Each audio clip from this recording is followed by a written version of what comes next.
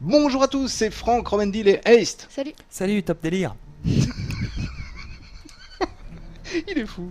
On se retrouve aujourd'hui pour une vidéo de Arthur et les Minimoys sur PS2, un jeu Atari développé par étrange libellule. C'est de l'action, plateforme, sorti le 17 novembre. Et c'est pour les 7 et plus. Si tu aimes les petits gnomes à cheveux roux, ce jeu est fait pour toi, ami. Et les petits gnomes à cheveux hirsutes blancs. Voilà, ce jeu aussi, et c'est Jim Jarmusch en fait. Exactement, C'est une Jim référence directe. Jarmusch. Ah oui. Voilà, donc, pourquoi on se retrouve à 3 sur cette vidéo? Je vous le demande. Et allez-vous nous l'expliquer? Eh bien, quitte à faire mon petit fiero, je vais vous dire en fait que j'ai travaillé sur ce jeu à titre de game designer et de level designer pendant 9 mois. Bravo. Merci, surtout que c'était un peu mon premier job. Ouais. Et donc, j'ai designé, en fait, j'ai conceptualisé les 20% du jeu qui correspondent en fait du départ du village Minimoy jusqu'à l'arrivée sur les chutes de Satan. Mhm. Bon, pour ceux qui connaissent un peu le bouquin ou le film reconnaîtront ces endroits. Et donc, qu'est-ce que c'est Ça va nous permettre aussi de nous intéresser à l'un des aspects du jeu, c'est la résolution des énigmes, voilà, le level design justement. tout ce qui est de la conception vraiment d'un niveau, comment on réfléchit des puzzles, comment on réfléchit à la résolution d'une énigme. Ouais. Sachant qu'ici, donc, le principe c'est de monter 3 pièces totem Mhm. pour pouvoir activer la porte qui est là.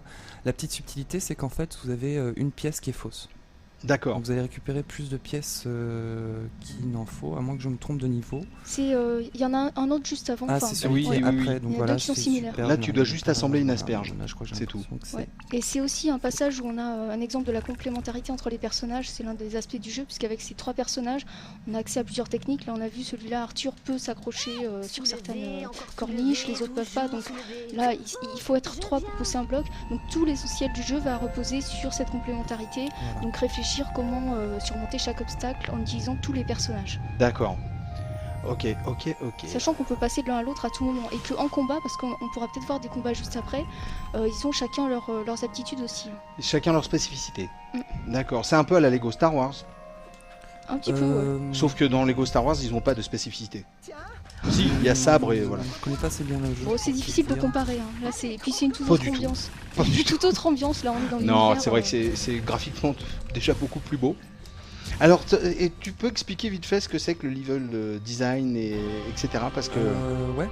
Donc c'est pas de la production, c'est pas sur un logiciel tu vas faire le moteur 3D, tu vas mettre en place les éléments.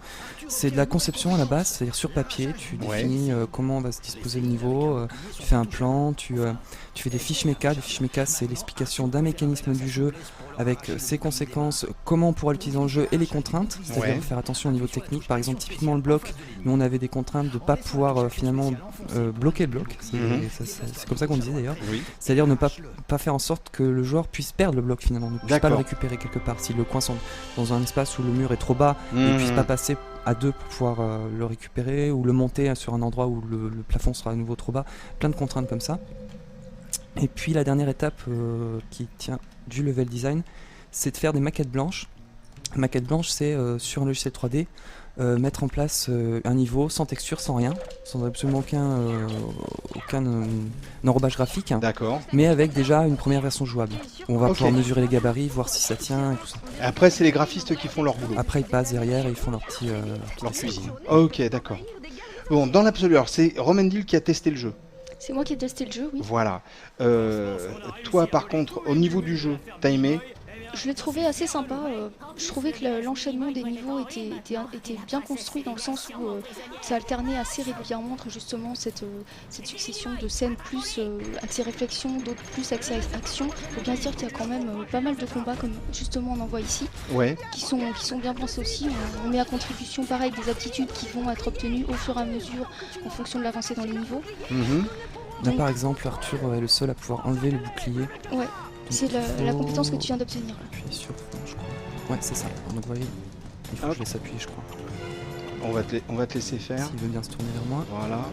après je bouge. Ah, Voilà, donc des fois on peut être un peu surpris par le nombre d'ennemis présents à l'écran dans les arènes, mais après il faut savoir repérer les bons ennemis, ceux qui détiennent les clés, donc savoir réfléchir aussi pendant les combats. Donc à ce niveau-là, il est bien pensé, je trouve. En plus, tu as toujours cet univers un petit peu onirique qui mhm. colle bien au roman, enfin même au film, je pense.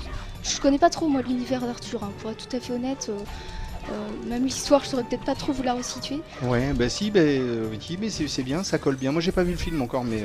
Mais j'avais été surprise aussi par les musiques qui sont bien insérées dans l'aventure. Elles tombent bien au bon moment pour bien mettre la pression. Donc, ouais, c'est vrai que c'est assez sympa. Il y a une ambiance qui est réussie dans ce jeu-là.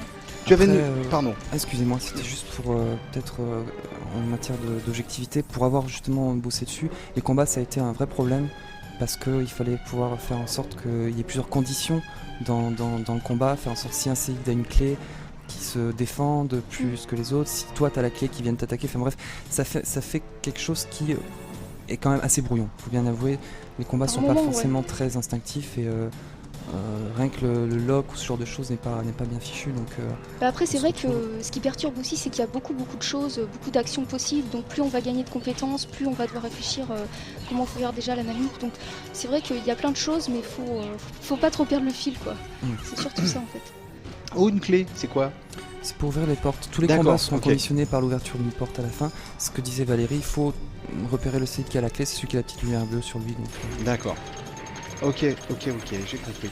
Valérie, c'est un jeu que tu as noté 14 sur 20. Ouais, là on vous a montré des phases assez représentatives du jeu, je pense, mais le jeu comporte aussi d'autres séquences plus particulières. Il y a des sortes de courses, enfin, on vous gâchera pas la surprise, mais ce qui est bien aussi, c'est le fait d'avoir accès à tous les chapitres dès le début.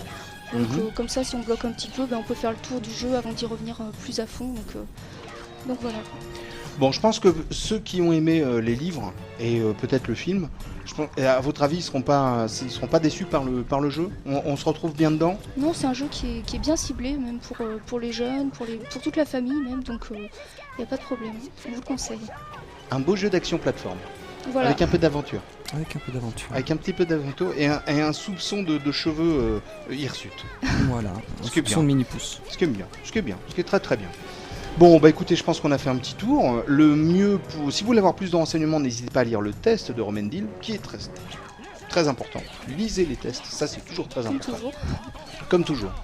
Bon, bah écoutez, à moins que vous ayez quelque chose à rajouter, sinon je pense qu'on va se quitter là. On va pas trop spoiler. Top délire. Top délire. Allez, on vous remercie beaucoup d'avoir regardé cette petite vidéo qu'on vous a faite avec nos petites mimines. On vous dit à bientôt. Ciao, salut à tous. Salut. Ah bah, coupe de la ronce, toi, le jardinier fou, là, tu vas voir. Hop là. Paysagiste, pas jardinier. Hop. Ah, bien. Tu récupères plein de petits pois en plus. C'est quand même autre chose que de faire des épées, n'est-ce pas? Allez, à bientôt. Ciao, salut.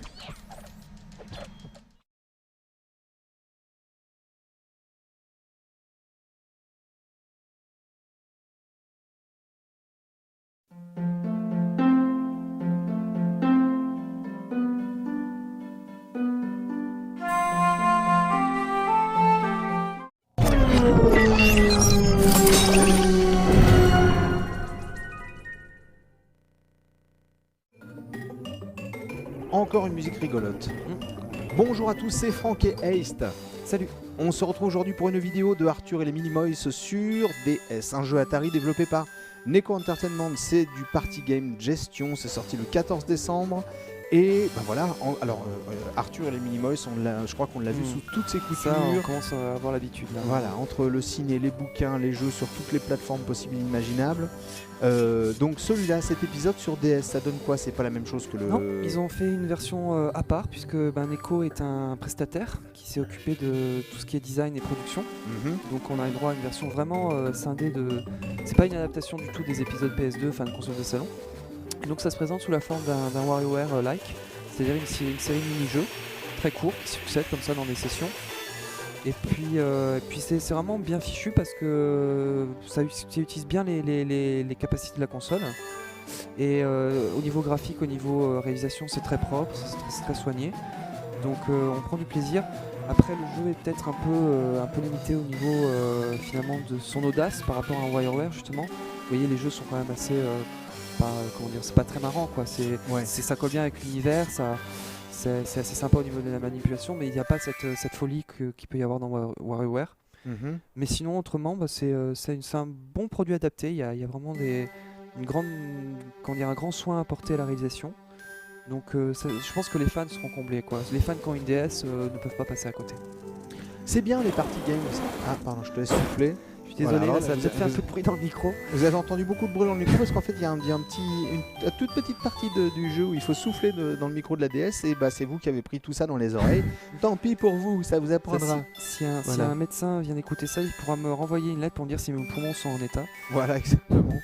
Bon, bah écoute, pour toi ça reste une bonne pioche, t'as noté ça 13 sur 20. 13 sur 20. Donc c'est un bon passe-temps. Ouais. Au niveau de la durée de vie, on a un petit peu ce qu'il faut. Je crois qu'on a 150 mini-jeux, je pourrais pas vous le confirmer. Ouais, donc c'est bien. On a de quoi faire le tour. Ouais. On a de quoi faire le tour. Et ben voilà, pour les dingues de... je te laisse souffler mon grand, vas-y. Je suis désolé. Hop, c'est bon. Pour les dingues de Arthur et les Minimoys, bah, ça peut en faire un de plus dans votre collection. Sinon, bah, pour ceux qui connaissent pas, c'est du party game. Il y a 150 jeux, donc il y en a quand même pour un petit bout de temps. Voilà. Et ben laissez-vous tenter, c'est un petit peu moins de 40 € sur le net. Je pense que ça peut valoir le coup. Allez, on vous embrasse bien sur le bout des genoux et on vous dit à bientôt. Ciao, salut à tous. Salut.